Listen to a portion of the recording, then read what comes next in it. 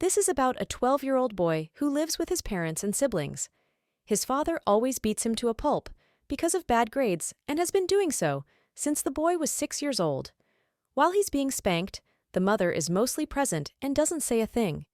His older brother and younger sister have very good grades, are highly praised, and they don't usually get punished. As a result of the punishment he gets from his father, the boy always worries about failing in exams. So whenever the teacher informs his class that they are going to sit for an exam soon, he reports in sick. He figured if he plays sick and doesn't take the exam, then he will be excused and will not get punished at home.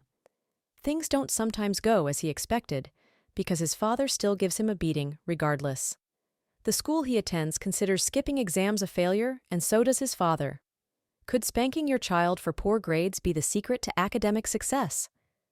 Before we dive in, it's worth noting that this conversation is not about advocating for violence or harm towards children. It's about understanding the effects of physical punishment on a child's academic performance. According to a child psychologists who have been studying the impacts of corporal punishment on children for over 2 decades, there is no evidence that shows that spanking improves children's behavior in the long term.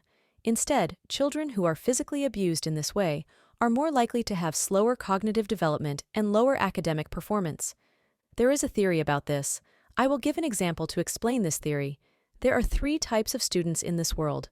One that has it in his genes and is naturally clever. He listens once, can learn alone most of the time, and understand difficult things in a blink of an eye. He always has top grades. The second one works hard if he wants. He can be lazy sometimes and has to listen more that once.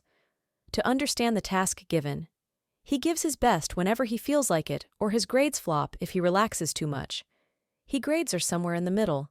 The third one mostly doesn't understand even if you explain 1,000 times. Sometimes he can be interested and sometimes not. Even if offered special classes, it's a waste of time and will show no improvement at all. He always has bad grades.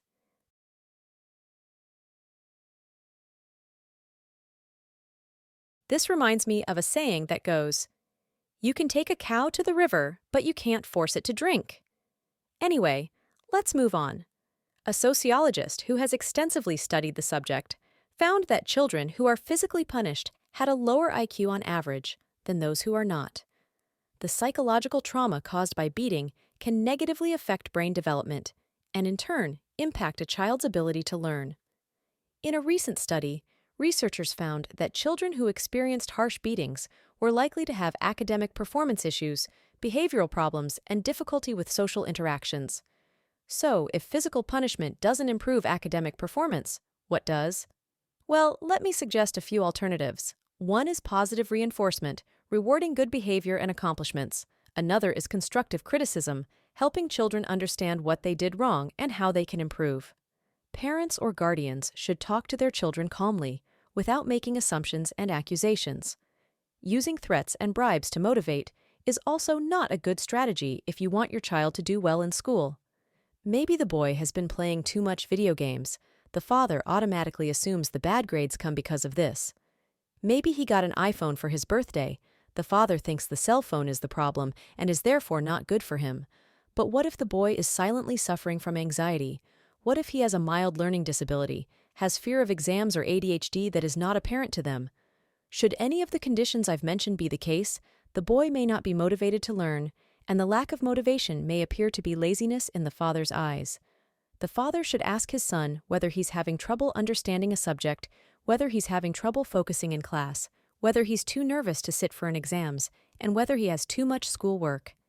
It may also be a good idea to talk to the teachers, so that he may get their opinion before making any assumptions. When it comes to children, one should keep probing gently to get the underlying cause. I would also like to encourage mothers not to just sit and watch as your husbands beat your child. I know most women think they don't have a say, but you do have a say. You carried that child for 9 months. That means your child's pain is your pain. In a nutshell, this video has explored the question of whether physical punishment can improve academic performance, and the verdict is a resounding no. Instead, physical punishment can lead to slower cognitive development, lower academic performance, and a host of other issues. Instead of resorting to beating your child, I recommend positive reinforcement and constructive criticism. These methods are not only more humane, but also more effective in enhancing a child's learning and academic performance. Remember, the goal is to build the child's confidence and love for learning, not to instill fear. And as always, it's important to be patient, understanding, and supportive in the child's academic journey. In the end, it's not about the grades on the paper, but the knowledge and values instilled in the child. The aim should always be to foster a lifelong love for learning, curiosity, and personal growth. I would like to hear your thoughts on this. If you liked this video, please give it a thumbs up. Until the next